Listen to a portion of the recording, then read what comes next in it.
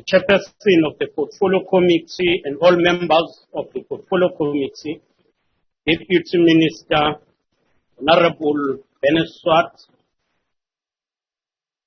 the chairpersons and CEO of our statutory bodies and council, guests who are joining us today, and the senior management of our department.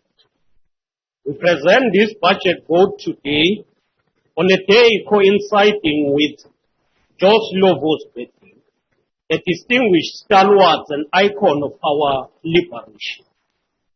To honor his sacrifice, we must build brick by brick a South Africa that is truly united, non-racial, non-sexist, equal and prosperous.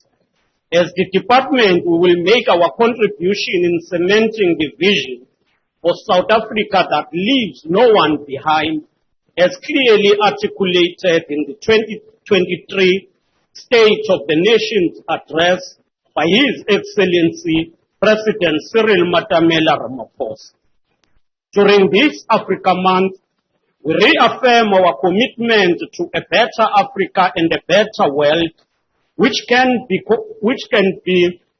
concretized through a world-class infrastructure that crisscrosses Africa. Honorable Chairperson, we are working hard to reposition the department. The department coordinates infrastructure development and is central to South Africa's economic recovery and reconstruction plan through championing the implementation of the catalytic strategic integrated project. Our objective is to use the property and infrastructure sector to build assets, deliver climate resilient smart infrastructure, facilitate spatial transformation, support economic empowerment, and drive job creation. In the year ahead, we will robustly coordinate the provision of a social facilitation framework to mitigate against community unrest which delays construction projects. We are determined to enhance the participation of communities in projects, drive localization of supply, and involve locals in the maintenance of property ecosystem. We are resolute that benefits of our programs should go direct to the youth, women, military veterans, disabled people in the whole country. The construction branch will work closely with the Infrastructure South Africa on unclogging delayed projects. Attention will be given to contract management through capacity building, risk management, and continuous monitoring of projects. We have introduced the war room approach, and we are establishing the project management units to fast-track the implementation of projects and reduce the number of projects that are stalled. We are going forward and we are introducing the 10 key delivery method and establishing panels of contracts and consultants to avoid prolonged procurement processes. The department is also addressing vacancy rates which impede the capacity to effectively deliver projects on time and on budget. No matter the odds, we are determined to close down the curtain on the history of a department being associated with corruption, ineptitude, and poor infrastructure delivery. We will be regular on project visits, monitoring and ensuring that we unblock service delivery challenges. South Africa must become a construction site again. In the same manner that we use the construction sector to cushion our country from the effect of the global financial crisis and build world-class stadia in the 2010 World Cup, we must use the infrastructure and property sector toward the reconstruction and recovery of our economy post the COVID-19 era.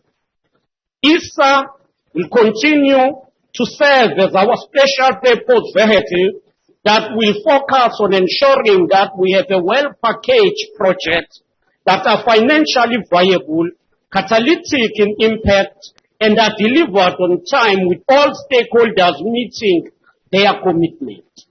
The department does not take for granted our client departments, and in this regard, we will be paying greater attention to client care.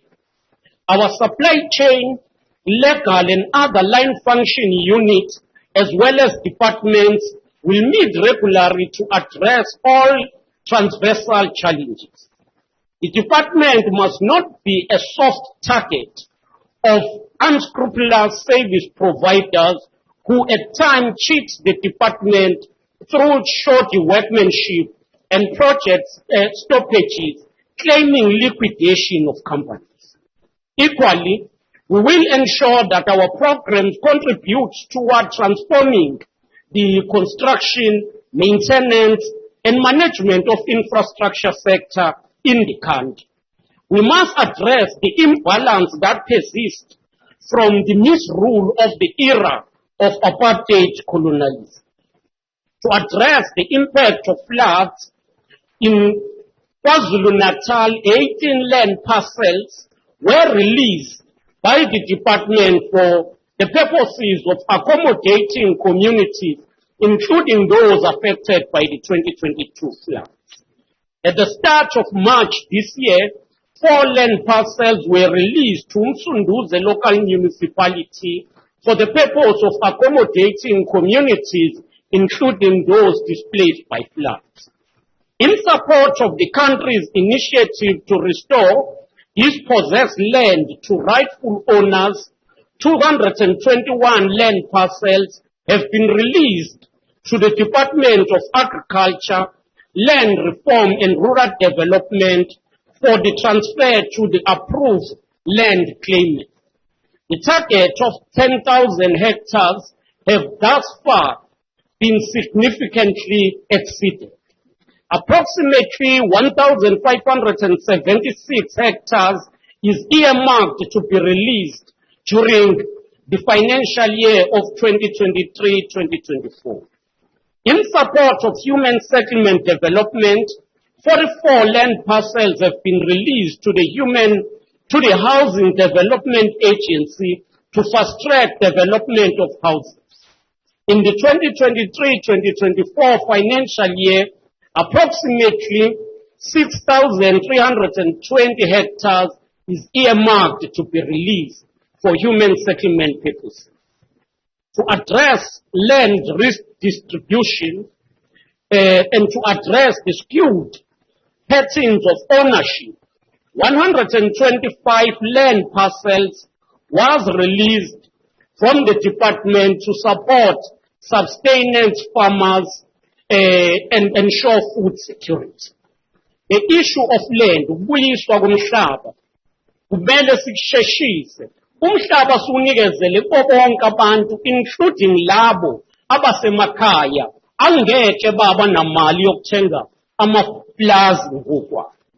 An estimated additional 50 land parcels are earmarked to be released within the 2023-24 financial year. In support of socio-economic programs of our government, 11 land parcels were released for a variety of Central road construction projects. In addition, 24 land parcels were released for the registration of ESCOM servitude for the construction of generations, transmission and distribution power line, especially to ensure distribution of electricity to the poor. A further 6 land parcels are being considered for release to ESCOM during this financial year. The department also processed 27 requests from ESCOM for expropriation of private land parcels to enable the construction of key transmission power lines in Limpopo. 23 requests for expropriation of private land to enable transmission of electricity will be considered and processed during this financial year. In addition, a further 49 land parcels were also released in transferring the custodianship of 19 land ports of entry to the Border Management Authority. The transfer of the remaining 3 land parcels or land ports of entry to the Border Management Authority will be processed during this financial year. Approximately 2,230 hectares are earmarked to be released within this financial year. We are busy connecting rural communities through Sihle bridges, as the President announced. We will continue in working in partnership with the Department of Defense and Department of Transport, together with 6 provinces, to build Sihle bridges to connect communities in rural areas. For this project, 3.8 allocation is allocated for MTEF. During this financial year, 96 bridges at a cost of 1.1 billion will be constructed, 17 in KwaZulu-Natal, 17 in Eastern Cape, 17 in Northwest, 17 in Mpumalanga, 14 in Free State, and 17 in Mpumalanga. MECs from these provinces are watching and following us as we are working with them on this program. As part of the first phase of the small harbour development project, we have repaired and upgraded 13 proclaimed fishing harbours here in Western Cape, which has empowered over 100 SMMEs to the value of over 116 million. The next phase is to identify opportunities for establishment of small harbours in Eastern Cape, KwaZulu-Natal, and Northern Cape. Unlike the apartheid regime that focused on the coastline in Western Cape alone, we are focusing throughout the country. We welcome the participation of the Chinese government, who have pledged to sponsor us on feasibility studies in the 3 provinces. Through Infrastructure South Africa, we are implementing the Infrastructure Investment Plan as approved by Cabinet in May 2020 and enhancing the operation of Infrastructure Fund. In addition to what was reported in 2022, South Africa has amassed a pipeline of green hydrogen projects with a value of over 300 billion, which are in project preparation stages. Among these projects is the Buku Bay Green Hydrogen project, which is situated in Northern Cape and has the potential to create 35,000 work opportunities when it commences. The Infrastructure Development Act provides for the Minister of Infrastructure to gazette infrastructure projects that are economically significant and have social impact. To date, 88 SIPs have been gazetted, covering foundational infrastructure network in energy, water and sanitation, transport, as well as digital communication infrastructure. The 6 also cover human settlement, agriculture, and agro-processing. We wish to update this House and the South Africans that the project sponsors and owners have been working with the department, and the progress earned so far include the following. The total value of project completed is 21.4 billion, mainly in roads, energy, and human settlement. Total value of project currently under construction is 313.5 billion. Project in procurement stands at 295.2 billion. The energy sector infrastructure project pipeline registered with ESA include 180 billion of embedded generation investment program, 50 billion of the risk mitigation independent power producer program. ISA has already unlocked, as per the provision of the IDA, 225 megawatts for SANEC of approximately 16 billion. When it comes to infrastructure fund project pipeline, we can report that for the first time in history, the budget facility infrastructure has surpassed its target during the window 6. In December 2022, the National Treasury confirmed approval of blended finance projects through the BFI process that include bulk water projects with a total project value of 57.7 billion. The fiscal support as approved by Treasury amount to 21.7 billion rands. Outside these projects, the infrastructure fund is earmarking a total of 9 projects amounting to 45 billion that are at an advanced stage, and these will be submitted to the BFI Window 7 for approval. These projects include the 6 points of entry programs, container terminals upgrading, and human settlement projects. We welcome the announcement in the State of the Nation's address by His Excellency the President Ramaphosa, that ISA has been allocated 600 million in the MTEF for project preparation, especially focusing in rural and under-resourced areas. The department, working together with the Ministry of Electricity and supported by the National Treasury's Government Technical Advisory Center, the GTEC, is finalizing the first request for proposal under the Integrated Renewable Energy and Resource Efficiency Program. The RFP will be published by the end of June 2023. This will be followed by convening of bidders conference for interested parties. This will be the largest program for procurement of renewable energy resource efficiency on the African continent. It will introduce up to 3,740 megawatts of equivalent capacity through renewable energy.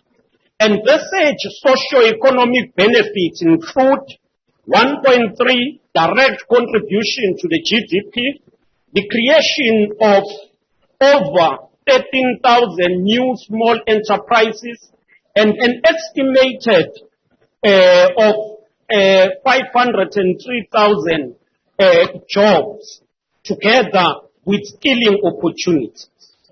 When it comes to construction management, our branch in the construction project management is responsible for delivering of accommodation needs for the department and the user departments. In the financial year of 2022-2023, 3.5 billion was spent on contractors and consultants for infrastructure projects. Approximately 95 infrastructure projects were completed and 65 sites were handed over to contractors. We can report that among these projects we include Napa Bay Police Station in Namakwa District, Northern Cape. Emanguza Police Station in Umkanyagude is completed, and the construction of jersey barriers is going to start soon. The department's ICT Disaster Recovery Center was completed. Komati Port Police Station in Ehlanzeni, Mpumalanga has also been completed. Further, the department has identified 50 significant projects in terms of budget allocation and significance. These projects will be closely monitored to drive performance and meet delivery deadlines. These include the Durban High Court in KwaZulu-Natal, Beckerstop Correctional Services in Jogabi, Eastern Cape, Grootersdriel Estate Heritage in Western Cape. In terms of planned construction projects, in this financial year, the target is to hand over 168 infrastructure sites for construction, complete 109 infrastructure projects, and deliver 154 design for user department. We are improving the delivery capacity. Working with the Department of Social Development, we continue to release properties to serve as shelters for victims of gender-based violence. The department will prepare and release more properties this year across the country, and the Deputy Minister will further elaborate on this later. Honorable members, the leasing portfolio has grown dramatically due to unavailability of ready-to-use government properties.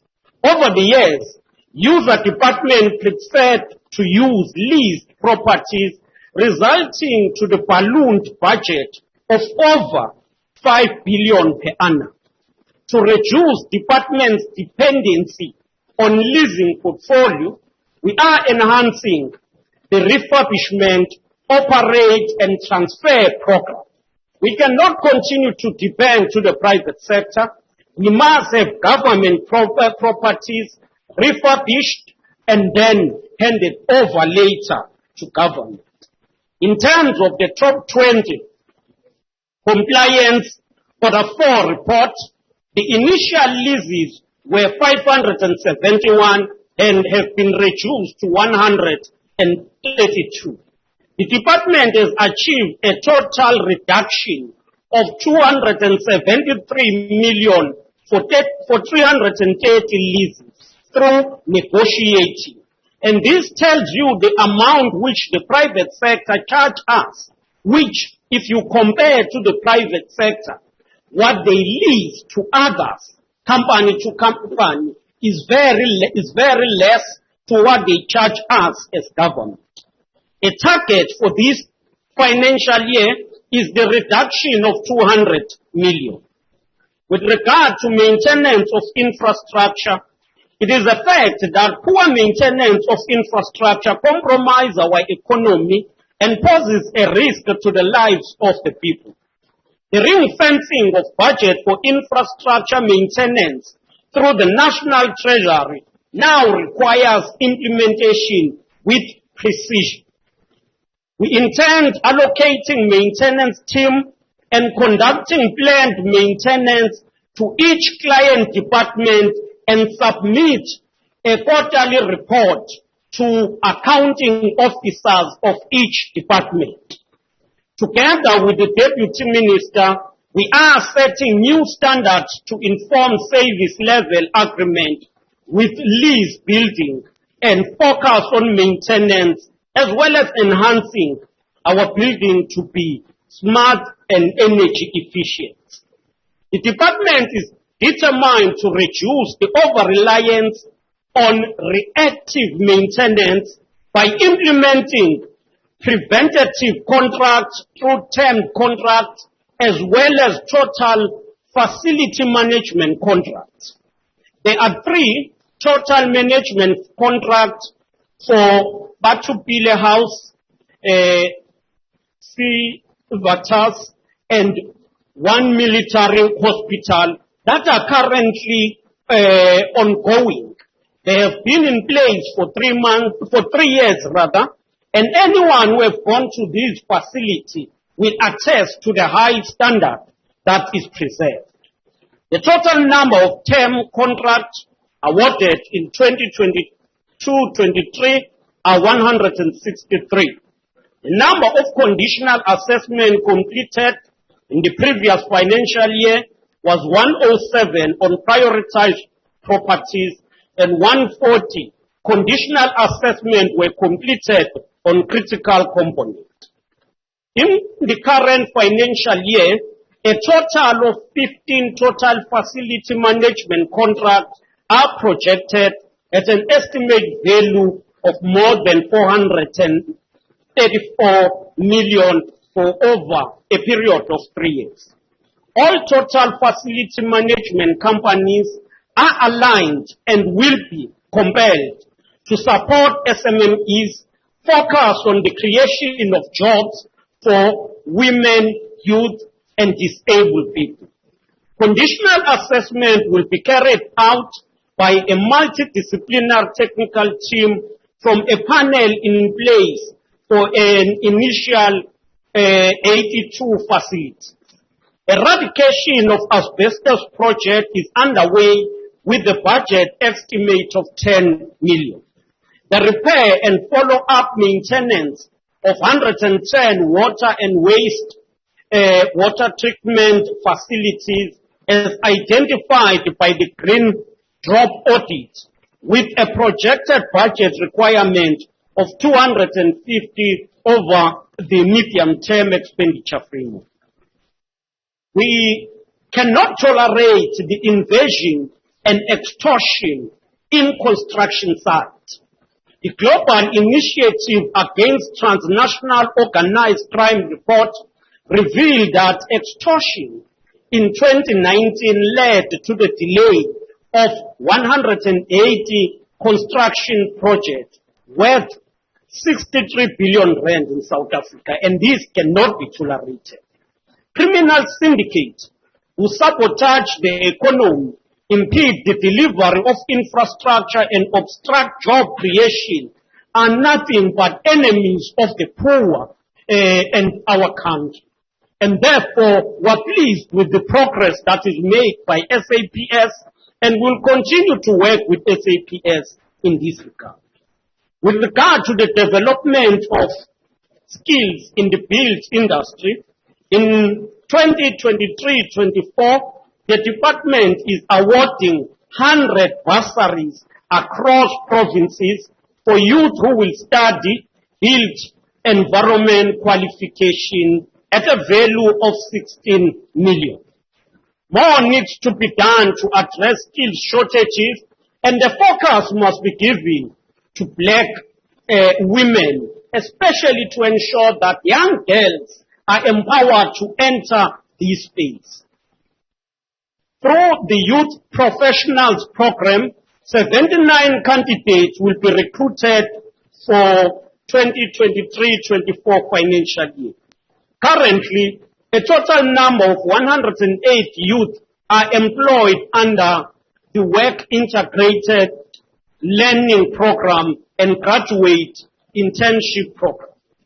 In partnership with Bank Sita, the department employed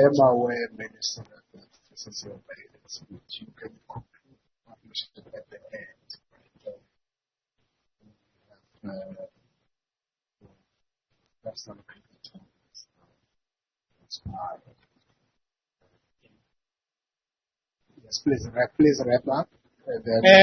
May I take this opportunity, Honorable House Chair, to present the budget allocation of 27.5 billion over the MTEF and 8.7 billion for 2023-2024. The main focus of this will be on expanded public works program, as well as facilitating the work that is done by Infrastructure South Africa.